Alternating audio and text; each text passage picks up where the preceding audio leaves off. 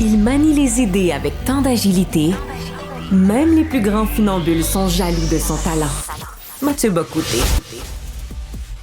Alors, c'est une question qui émerge finalement dans l'espace public, mais qui a été longtemps laissée de côté. Et c'est ce qu'on pourrait appeler de manière très formelle la sous-performance scolaire des garçons. Mais derrière la sous-performance scolaire des garçons, il y a aussi probablement une crise dans la construction de la masculinité des jeunes générations aujourd'hui. Et pour penser ce problème, c'est-à-dire sous-performance scolaire des garçons comme symptôme d'une crise de la socialisation masculine, je reçois la psychologue et auteure et essayiste Marie-Estelle Dupont. Marie-Estelle Dupont, bonjour. Bonjour Mathieu. Alors, je présente les faits comme ça. C'est une question qui est apparue au Québec ces derniers jours, mais qu'on trouve dans à peu près toutes les sociétés occidentales d'une manière ou de l'autre. Donc, les hommes qui étaient associés, on pourrait dire, à l'économie industrielle traditionnelle, qui étaient associés à certains modèles qui étaient valorisés dans la culture, tout ça, les modèles traditionnels se sont décomposés, la structure économique s'est décomposée aussi, et ce qu'on voit aujourd'hui, plus encore, c'est peut-être, et vous me direz si je me trompe, presque dans la culture, une forme de dévalorisation du masculin qui est peut-être pas sans effet sur la socialisation des jeunes garçons. Je vous présente le problème ainsi, et à vous de me dire ce que vous en pensez. Alors, ce qui est sûr, c'est que les sociétés occidentales qui sont les plus marquées par l'idéologie woke correspondent aux pays qui, au classement PISA, qui est le classement international du niveau des élèves, euh, affichent en fait la chute la plus drastique des résultats scolaires, garçons ou filles confondus.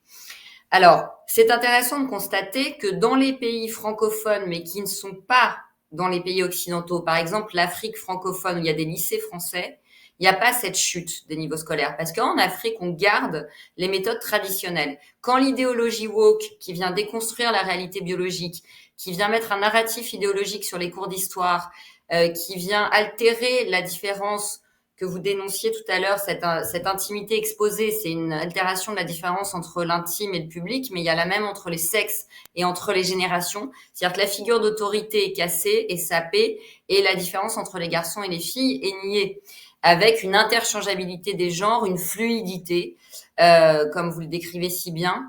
Et ça, bien évidemment, dans la construction et dans les modèles identificatoires dont les jeunes ont besoin pour se projeter dans un avenir, ça pèse très lourd. On sait aussi que les garçons à l'adolescence sont plus marqués que les filles, d'une manière générale, par certains troubles, par certaines manifestations de troubles psychologiques. Les filles vont plutôt être sur un versant anxieux, du coup elles vont compenser en travaillant beaucoup. Les garçons vont plutôt être sur un versant addictif, passage à l'acte. Et qu'est-ce qui se passe dans les pays comme le Canada? On les met beaucoup sous molécules. Or, les molécules, les psychotropes, antidépresseurs, anxiolytiques et cocktails explosifs, les médicaments pour les troubles de l'attention, participent aussi, en réalité, sur le long terme, à des décrochages scolaires, parce que ce sont des enfants qui sont en difficulté pour se projeter. Et donc, en fait, dans une société qui leur raconte de façon très idéologisée que faire des enfants, ça sert à rien, c'est même mauvais pour la planète, et que la masculinité est toxique, comment fait un garçon pour se projeter? Comment fait un garçon pour se construire quand il a le choix entre être une flaque ou une sorte d'autorité caricaturale, hyper virile, de force, comme on voit dans certaines bandes dessinées ou comme dans certains jeux vidéo. C'est très compliqué pour eux de trouver des supports identificatoires, et sans ces supports identificatoires, c'est difficile de se motiver à l'adolescence. Justement, vous posez la question des modèles. Vous avez très bien marqué le contraste entre, d'un côté, l'espèce de survirilité presque tout à fait caricaturale, donc en fait une masculinité réduite à une forme de brutalité primitive, et de l'autre côté, ben, l'idéal du non-binaire et de l'identité liquide, et entre les deux, les figures classiques d'identification masculine, comme le chevalier, le héros, Le le grand héros, le professeur. Bon, gentilhomme. mais voilà, il y en avait quelques-unes. Ces figures-là sont frappées, sinon d'interdire, tout le moins sont délégitimées.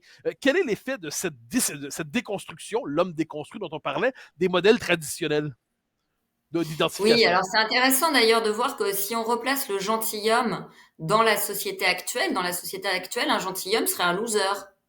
Un homme qui se conduit selon un code d'honneur, un code moral, en admettant qu'il y a une différence, mais une complémentarité entre l'homme et la femme, etc., c'est un loser. Il est has-been, il est réactionnaire. Et il n'aura pas le poste le plus gros dans l'entreprise. Donc, en fait, il y a une injonction paradoxale aujourd'hui dans laquelle sont prises les jeunes, c'est que finalement, pour réussir, il faut qu'il soit dans un registre à la fois très narcissique, très individualiste, très compétitif, une compétition sans faille. Il faut être un winner. Le lien n'a pas d'importance, l'attachement n'a pas d'importance. Et en même temps, déni total de l'altérité, tout se vaut. Il faut surtout être bien pensant, ne pas se permettre de penser, d'être un peu différent, parce que là, plus personne va vouloir manger avec vous à la cantine. Et vous allez être exclu du lycée parce que vous avez tenu des propos racistes en disant qu'en tant que garçon, vous n'aviez pas besoin, sexistes en disant qu'en tant que garçon, vous n'aviez pas besoin d'aller chez le gynécologue. Et je grossis à peine le trait. On a vu des exemples d'exclusion d'élèves ou de professeurs. Donc pour eux, c'est très compliqué, effectivement, d'avoir des supports identificatoires qui fonctionnent.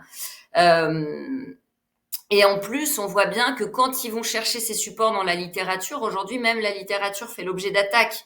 C'est-à-dire qu'on veut nettoyer la littérature. Cette idéologie, elle est vraiment très présente dans l'université française. Là, il y a un exemple dans une université française, on a dit à une de mes patientes qui est élève là-bas que l'idéologie écologiste comptait plus que la réalité biologique, et le professeur l'assume. Donc, on se doute bien qu'au Canada, qui est encore plus gangrené par ça, les élèves sont assez perdus. Mais bon, après, c'est aux familles aussi de jouer leur rôle. Alors, j'essaie de voir les conséquences pour les rapports entre les sexes sur 10-15 ans. C'est-à-dire, on laisse le temps passer, mais supposons que les tendances sociales qu'on identifie se poursuivent. Eh bien, quelles seraient les conséquences pour les rapports entre les sexes entre d'un côté des hommes qui seraient déclassés socialement, économiquement, culturellement, alors que les femmes aujourd'hui, c'est l'effet positif de la révolution féministe, eh bien, sont en émancipation. L'émancipation féminine est confirmée dans tous les domaines de la société. Donc, quels sont les effets pour les rapports entre les sexes de ce déclassement des garçons? Alors, ce qui est sûr, c'est que cette idéologie qui est venue s'ajouter déjà à une anthropologie de consommation a rendu les rapports entre les hommes et les femmes très compliqués. Parce que l'idée que la femme est toute puissante et qu'elle n'a pas besoin d'un homme, ça casse énormément la coopération, la collaboration et l'idée d'une complémentarité et finalement d'une bienveillance dans le couple. Je prends ça en charge, moi je prends ça en charge, toi tu prends ça en charge, et finalement tous les processus dans le couple de gratitude, de reconnaissance, d'interdépendance positive, de complémentarité sont remplacés par une espèce de compétition envieuse où non, mais toi tu veux ça, tu veux un enfant, mais du coup moi je peux pas faire carrière, et ça finit par introduire une espèce de méfiance parfois entre les sexes. Pas toujours, il y a des gens qui restent heureusement très étanches à l'idéologie, mais c'est vrai que ça rend la donne parfois un peu compliquée.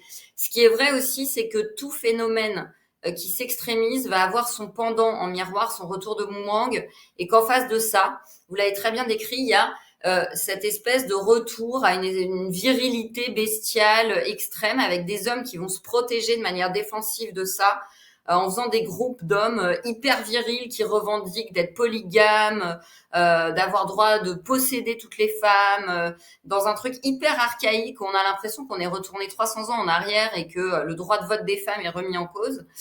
Donc ça, c'est inquiétant, mais ça reste minoritaire. Mais c'est quand même inquiétant parce que c'est de la déliaison, c'est-à-dire qu'en termes psychologiques, au lieu d'avoir du héros, on a du thanatos, on a de la déliaison, encore une fois, et on a de l'exclusion au lieu d'avoir de la complémentarité. Donc ça attente au lien, ça attente au désir aussi de faire famille, où il faut tolérer une certaine interdépendance.